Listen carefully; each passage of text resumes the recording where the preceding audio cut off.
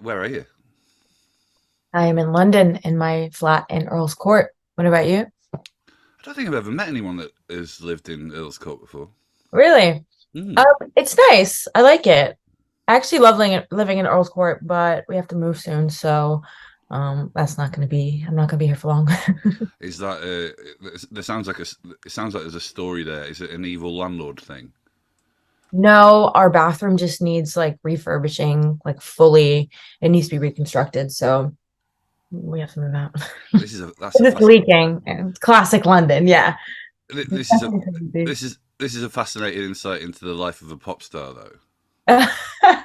I guess so. I guess so. Yeah, I yeah. mean, you don't think about that stuff, but I mean, artists are normal people, right?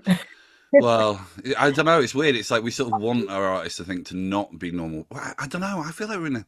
I feel like I'm 42, and Yeah. I feel like my generation really wanted artists to be something other than normal people.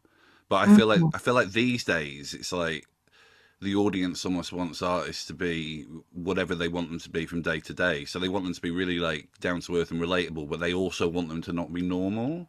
And Yeah. I Yeah, feel sure. I feel like that could be a bit of a head fuck. Yeah, it really can, and I'm wrapping my head around it, but I'm I'm I'm learning a lot. Let's just say that. I like sharing parts of my life, though. I think it's nice to see that an artist is a human. I know I am. Do you do you ever overshare? Mm, Not anymore. I used to. I definitely used to. But now that I know people are watching, I'm like, oh shit, people are actually listening to me. So I undershare now. I went to a wedding yesterday and I completely overshared. And Did you? I yeah, and I've got a little bit of the I don't know whether I don't know whether it's the fear, but I've definitely got a bit of God. What was that about? We'd sat down and I was on a table. There was me and my wife, and there was a table of other music industry people. It was like a friend of mine in the music industry that was getting married, and we for some reason, like the conversation of mental health and mental illness came up, and I suddenly went, "Bleh." And then for the rest of the meal was like, have I ruined the wedding? Have I made this all intense? So yeah, what did you used to overshare? Tell me something you've never told anyone. I don't even know if I have anything. Have you ever killed a man? In self-defense. Well, I mean, it's fine if it's self defense, right? It's a lyric from my song. Oh, go on. I'm Because I quite killed a man in self-defense, so I guess I did. see. I'm a big fan of your music, but I feel like you've just owned me there because that I didn't get the reference. Yeah, it's all good. It's all now you know. You learn something new every day. Yeah, I mean, totally. Yeah, Kill cool. any man. I mean, that's going to be the headline of this video, obviously. Yeah, So yeah, yeah, makes yeah, sense. yeah. It's okay. I'll go to Thank, jail. thanks for that. I reckon I can get at least 5 or 6 subscribers from that. Uh, so, tell me what it was like growing up in Palestine. Yeah, it's great. I had a great childhood. The culture there is very family oriented. The food's great. Yeah. Have you been? No, I'm gonna ask some follow up questions about Palestine in a minute, but just Mhm. tell me what it was like. Yeah, If I go there, what's the best thing I need to eat? that's a good question. I don't know. I mean, obviously you got to try hummus falafel, but obviously you have that here in the UK. You're in the UK, right? Yeah. I'm in Okay, cool. East London.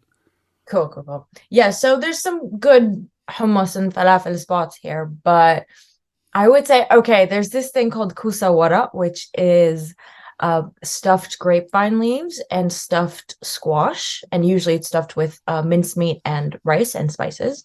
Obviously, Amazing. our spices. It's my favorite food. I love anything like stuffed with meat and rice.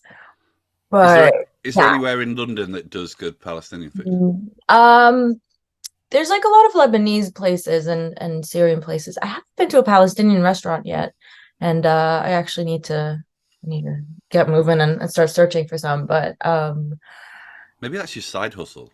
maybe I should open a restaurant. Yeah, Yeah. I hate So people. so with Palestine, I mean, I'm really interested in Palestine, Hmm. but I feel like the majority of my knowledge about Palestine is framed from the occupation, the conflict, whatever you want to call it. So it's kind of interesting for me to discover you as an artist that is, uh, I don't know, it's almost like you're talking about Palestine or you're talking about your Arabic heritage, but it feels like you're not, this isn't like framed around the idea of Palestinian independence. Right. I mean, there's that whole thing, and we could get into that, but also, I just want to show people that who I am as a Yeah, person. I don't want to be just that. I'm so much more than that, and I'm so proud to be Palestinian. And I want to share my culture in a way that's just like, hey, look, we're normal people too, you know? yeah. We eat food, we have friends, have family. Um, that's kind of the approach I'm taking because I'm a very emotional person, and I love to like when I write music, I write with my emotions in mind. I like to be very like authentic to who I am. That's how I feel like I create the best art. So I feel like showing sides of me that basically showing my environment growing up and anything and everything that made me who I am. I feel like that creates better art. That causes me to create better art. So that's kind of my goal with this is to just make something new. And there's no representation in like the global music markets. At Um, all. It really surprises me, to be honest. yeah, and I think it's about time there is. So I'm here to be a part of the new wave, you know? Yeah, yeah. Is it hard though to? I mean, I guess that like, so I'm quite left wing. Um, probably liberal more than like a leftist. I guess I've got quite sort of liberal values, but my politics are on the left, and I've got quite a lot of friends who are Jewish, and they're on the left, and they within music, there is increasingly a conversation about Palestinian independence, and I sometimes find that quite hard to navigate because it's so blatant to me that the situation in Palestine is abhorrent, and something needs to be done. Mm, But it's such a sensitive area because I frequently, from the left of British politics, mm, and in America as well, I so often it strays into like Jew hate, and mm, it's like it's like there's two conversations that need to be had. Like one, like what do we do about the people? Like, how do we help the people of Palestine? And how does that not spill over into a millennial a millennium? I'm going to say this wrong. A 1,000 year Jewish conspiracy theory. Do you know what I mean? It's like how do yeah, we do those yeah. two things? Do you find that difficult as an artist who is of Palestinian heritage?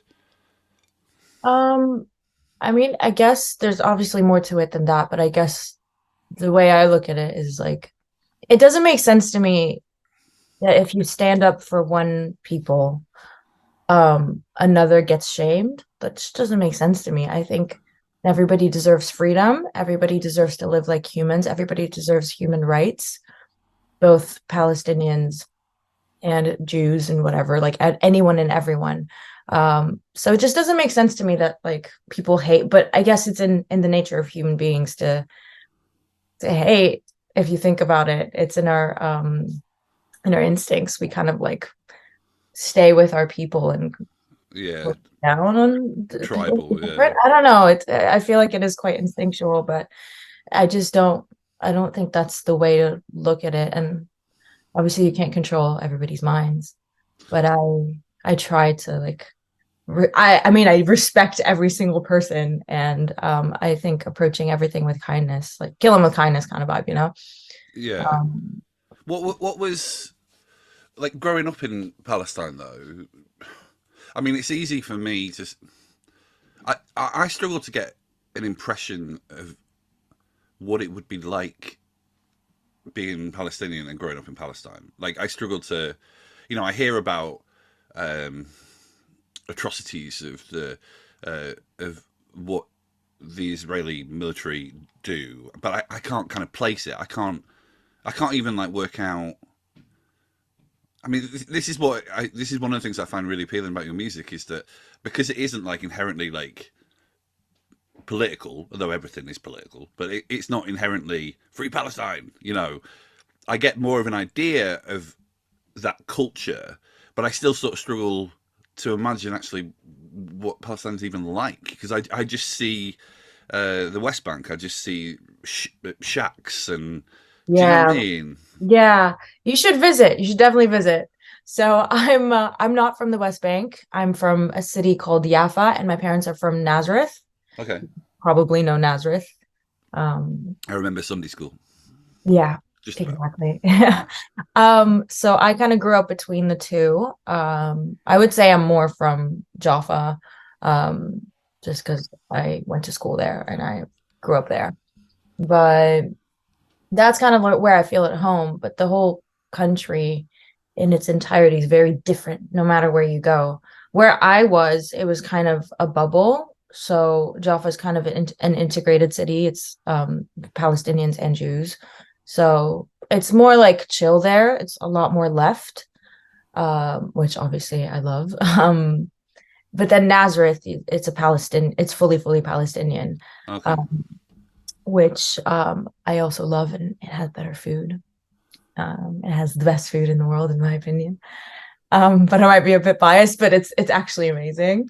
Um, yeah, so like in Nazareth, Nazareth was a bit more like closed. So you go there and it really is a bubble, and I love it. It's a great city. There's not that much to do other than restaurants, so that's why I emphasize. I keep talking about food, but that literally is all there is to do is just go to restaurants. right, okay, And then Jaffa is more on it's on the beach, so it's gorgeous. Obviously there's like the food aspect there as well, but people just it's just very chill. I don't know. So I kind of grew up I went to school. I went to like a British school, which was great. I loved it. It was like my second family, my second home. Spent a lot of time with my friends, and it was just very community based, which was so much fun. And I kind of miss that here, living here in London now.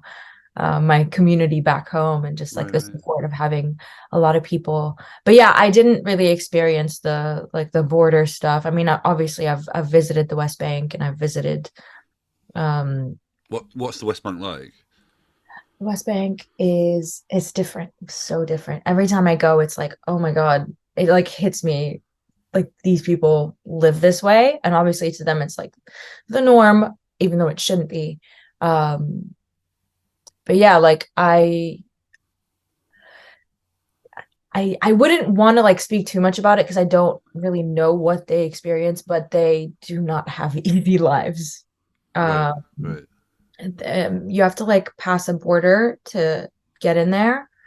And I mean, I have gone in and out pretty easily, but if you're from there, you need like a permit to get out.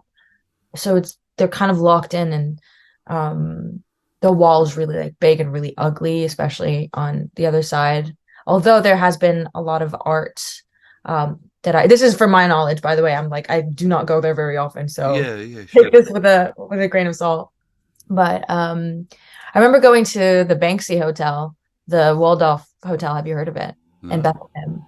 It's great. It's really, really cool. I love Banksy's work, and that hotel is the slogan is like the most beautiful view in the world, and it's just the view of the wall.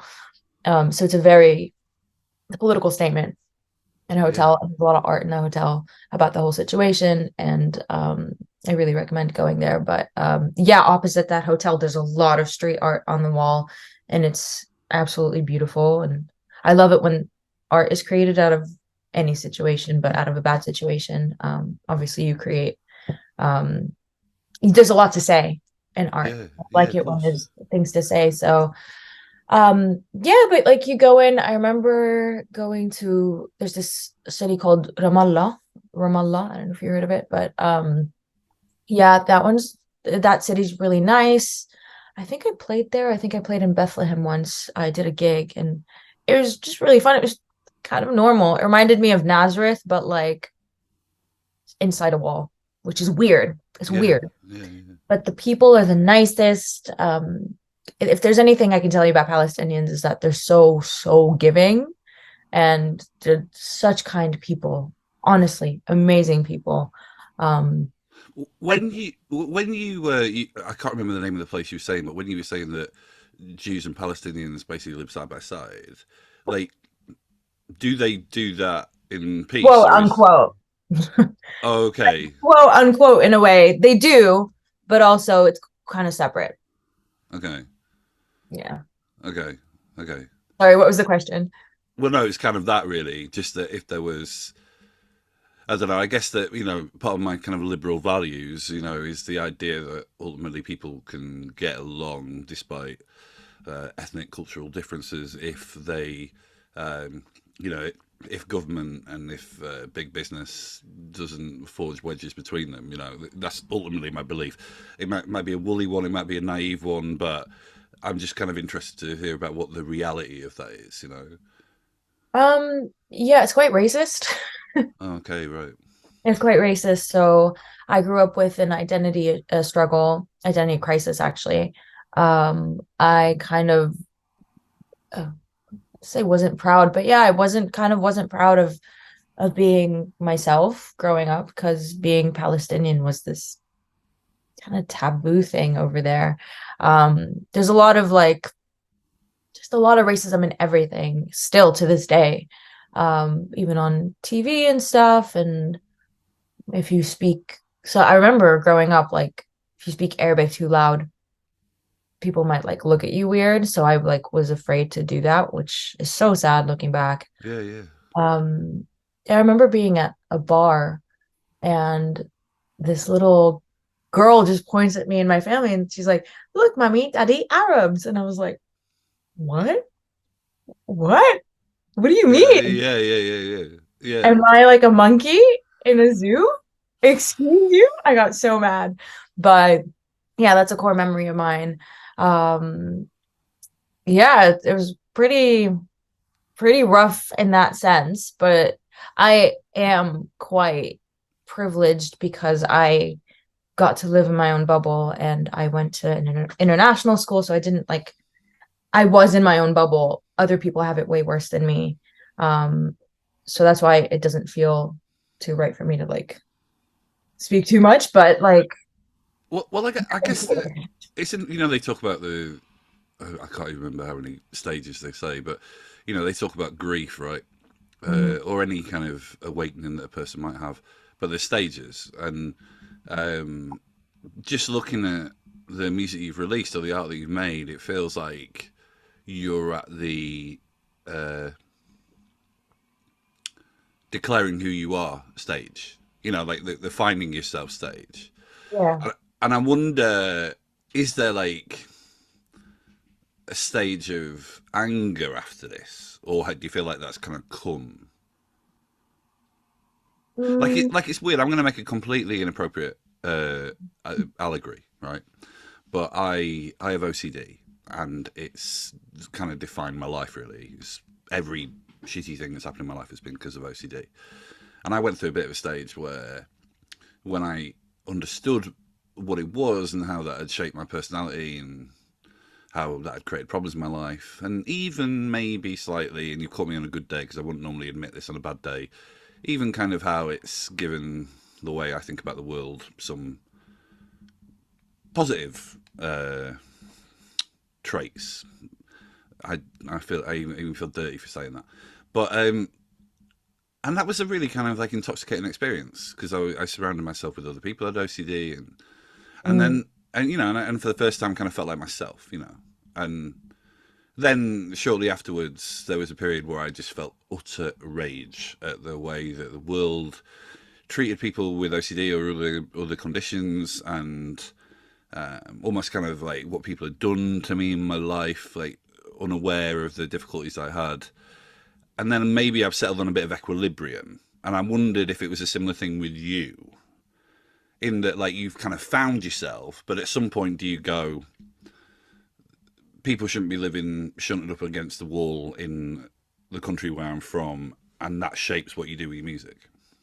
Oh, absolutely. Absolutely. Like I grew up in a very tense environment. The air is tense. As soon as you get there, the air is just very full of tension, and it's definitely defined me and made me who I am. Am I angry? Yeah. Yeah, of course. Of course. How can you not be? In terms of my own personal journey, I'm kind of grateful for everything that's happened in my life and it's led me to where I am now. And I'm very happy where I am now. But I do understand that where I am now is not where other people are. And this only applies to me. And I'm very, very lucky to be able to be in the position that I'm in. A lot of people can't leave their homes. And I was able to. Um, so yes, I'm angry in terms of what's happening over there politically, but in terms of me, I would say there probably is anger kind of buried deep down. But also my life and the situation that I grew up around made me who I am. And I don't think I'd be here if it weren't for that. I don't think I'd be creating the art that I'm creating if it weren't for that. And I feel like I there's so much more context and meaning kind of, and I have a vision, because Yeah, yeah, undoubtedly. yeah. So it's mixed feelings here, really. Yeah, yeah. But I personally, in my own personal journey, I'm happy with kind of everything that happened to me, and it made me stronger. I feel like what doesn't kill you makes you stronger kind of thing, but that only applies to me. And I'm not saying that it's making like whatever's happening over there is making the Palestinian people stronger. Like, no, it shouldn't be happening because it's a violation of human rights. And The record's out March, May. Not March is gone. March is dead. Record's out May 12th, right? mm-hmm. Yeah. It's amazing the amount. It's amazing the amount of time I interview artists and say, uh, the record's out. Insert blank here, and they go, I've got no idea. So well done for being on the ball with that. Thanks. But if the internet's correct, it's May 12th. I mean, It's obviously, obviously, obviously, you calling it the Holy Land means that you are gonna have people talking about this stuff. yeah. Are you aware of that? Yeah. But also me saying I'm Palestinian is controversial to some people. My identity within itself can be controversial to people. Like, That's such a what can weird I thing. do? I do. That must be a head fuck. It really is. Yeah. It's it took me a long time to figure out who I am, who I want to be. Um, But what did that? what do you mean?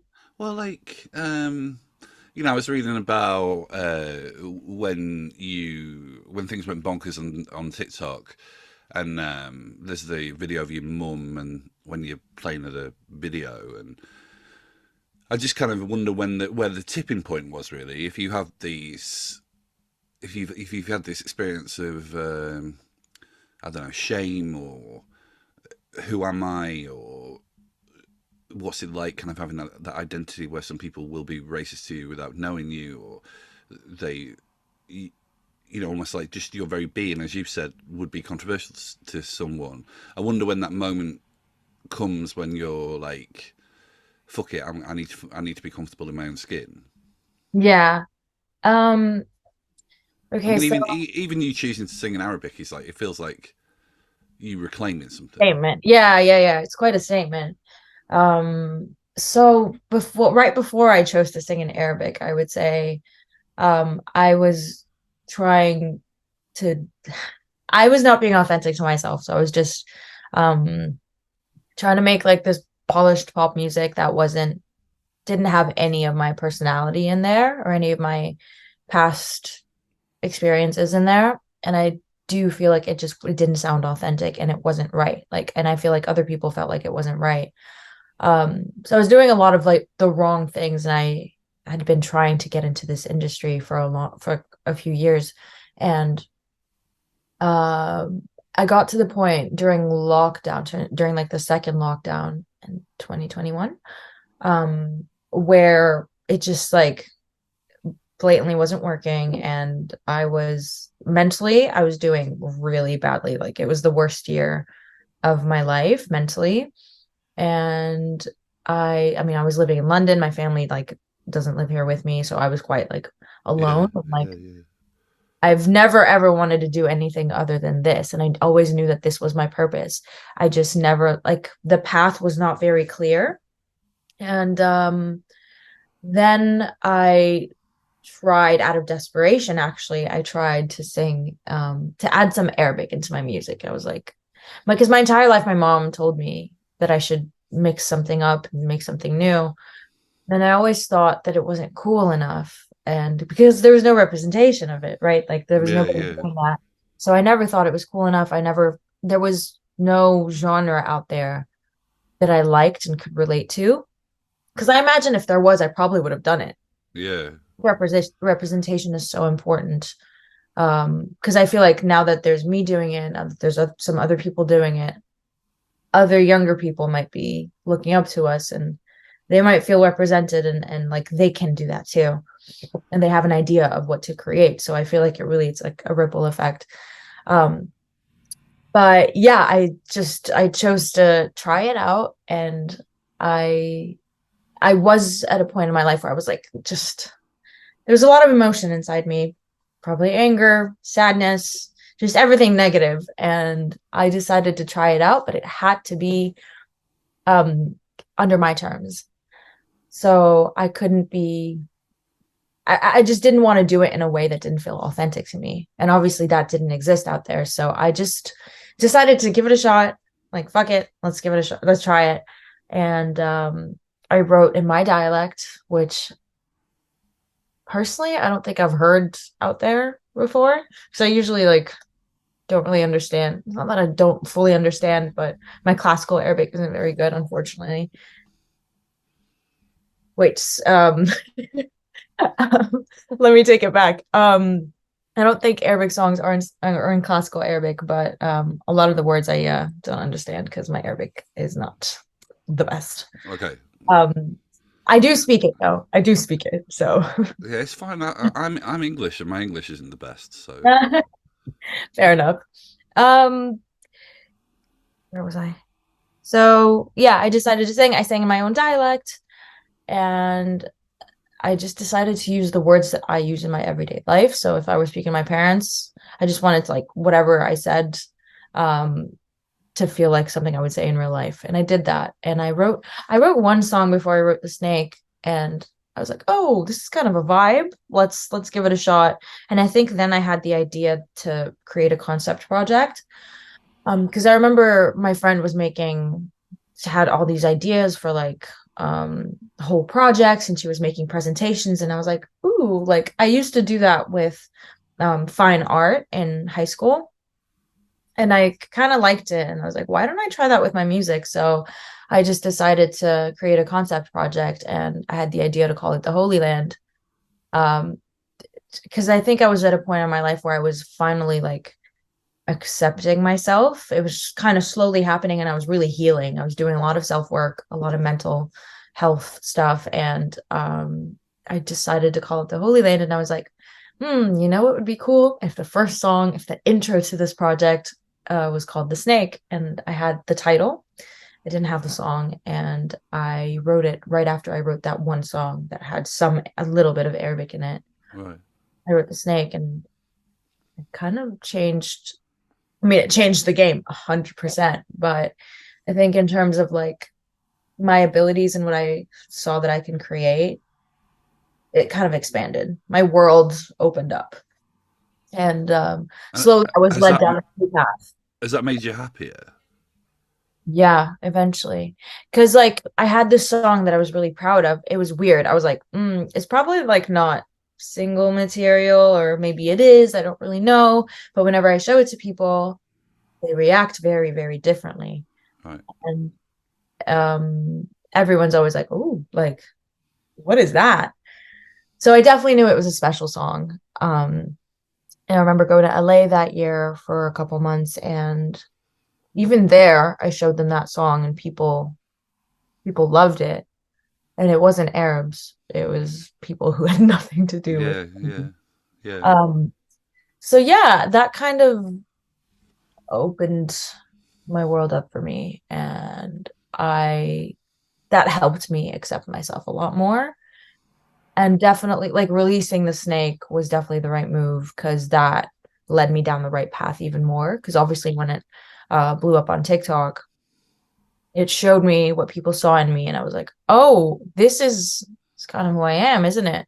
Because it kind of really helped me read the comments on like just what people felt when they listened to the song. And I had a song after Snake called Hellfire, and I scrapped it because it didn't feel like it was good enough, and I didn't feel like it really it wasn't right. And I'm glad I did, and I'm glad I kept writing, and I wrote my song Sold. And I feel like my universe is being built, and we're still like making music and building the sound and the visuals. Like, everything's so important to me. I really want to build a new universe around this quote unquote newfound identity of mine, which is has always been there. It's just like I only just saw it, you know? So yeah, it's a great journey.